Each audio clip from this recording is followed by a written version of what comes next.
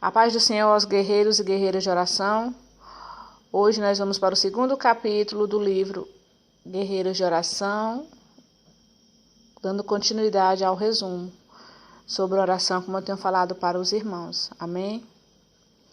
E hoje tem como tema esse capítulo 2, conheça seu capitão e fique ao lado dele.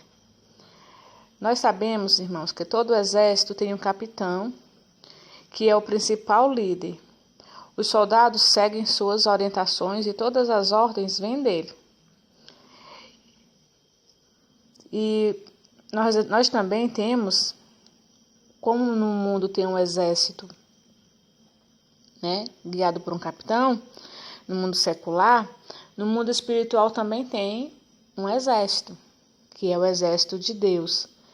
E não é muito diferente do exército aqui do mundo, não. Porque nós temos de seguir as ordens e obedecer o nosso capitão. E o nosso capitão é Jesus. E eu vou falar agora um pouco sobre algumas coisas que você deve saber sobre o seu capitão. Primeiro, Jesus estava com Deus desde o início. Lá em João, no capítulo 1, do versículo 1 ao 2, diz que no princípio era o Verbo, e o Verbo estava com Deus. Quando fala em Verbo, está falando de Jesus. Depois os irmãos confiram lá na Bíblia e vão aprendendo um pouco mais. Ele veio ao mundo, nascido homem, porém completamente divino, para nos libertar das forças do inferno e do poder da morte. Foi crucificado na cruz e sofreu a morte em nosso lugar. Ressuscitou para provar que era quem dizia ser, o Filho de Deus. Providenciou o caminho não apenas para a nossa salvação, de modo que passaremos toda a eternidade com Ele, mas também para sermos salvos das mãos do inimigo nesta vida. Deu-nos sua vida para que, por sua morte, derrotasse aquele que tem o poder da morte, isto é, o diabo, e libertasse aqueles que durante toda a vida estiveram escravizados pelo medo da morte. Está lá em Hebreus, capítulo 2, versículo 14 ao 15. O capitão do exército secular não daria sua vida pela de seus soldados, como o nosso capitão Jesus fez. Não precisamos ter medo da morte. Precisamos ter medo de viver sem Ele. Precisamos ter medo de viver sem Jesus. Como cristãos, sabemos que estar ausente do corpo é habitar com o Senhor. Está lá em 2 Coríntios, capítulo 5, versículo 8. Mas também sabemos que estar ausente do Senhor, como faz o incrédulo, não é vida. Nós temos que estar ausente do nosso corpo e habitar com o Senhor, deixar a vida passada e se ligar apenas com Deus. A Bíblia diz que Jesus foi aperfeiçoado por meio do sofrimento. Está lá em Hebreus, no capítulo 5, versículo do 8 a 9. Isso não significa que ele era imperfeito ou que tinha pecados, pois Jesus era moralmente irrepreensível.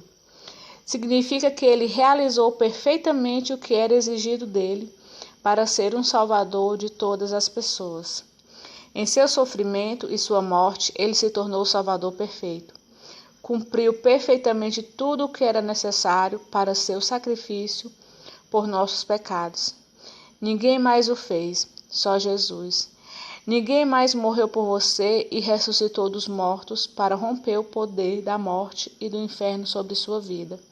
Apenas Jesus, e isso também o torna o capitão perfeito. Jesus é o capitão do exército dos guerreiros e guerreiras de oração na terra. E como capitão desse exército, Jesus nos mostra como tomar do inimigo aquilo que ele roubou de nós.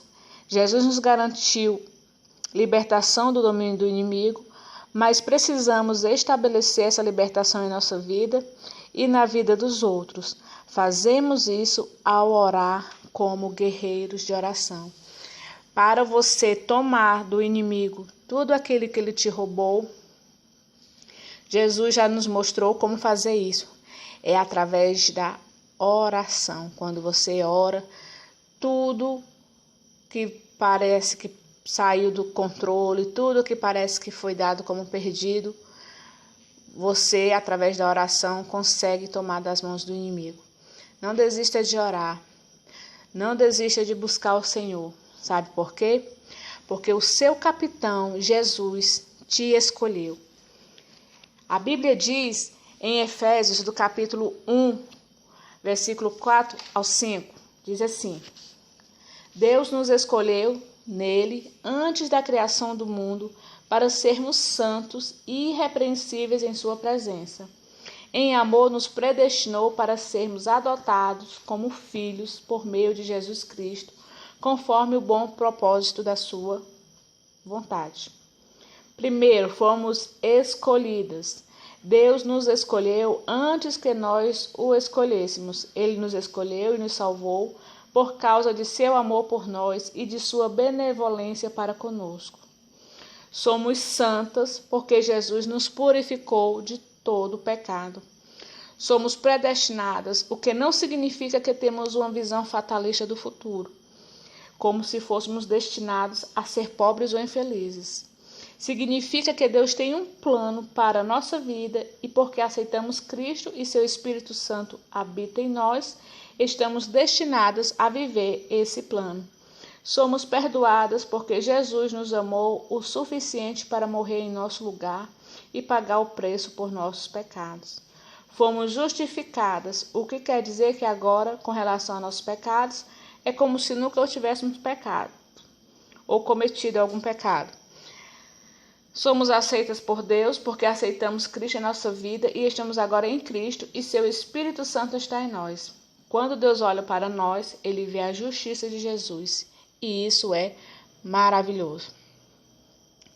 A parte do pecado, irmãos, quando nós vivemos assim, antes de aceitar Jesus, uma vida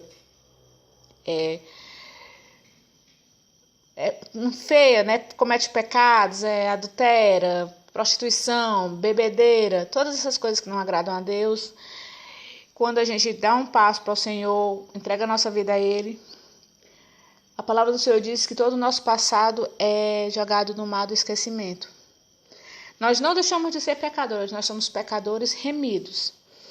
E também as pessoas, às vezes, quando a gente aceita Jesus, que quer se sair e começa a dizer não para as amizades, para aquelas conversas fiadas que sempre tem naqueles grupos, aquelas rodas dos escarnecedores, aí chamam a gente não vai, aí a pessoa diz, só quer ser santa.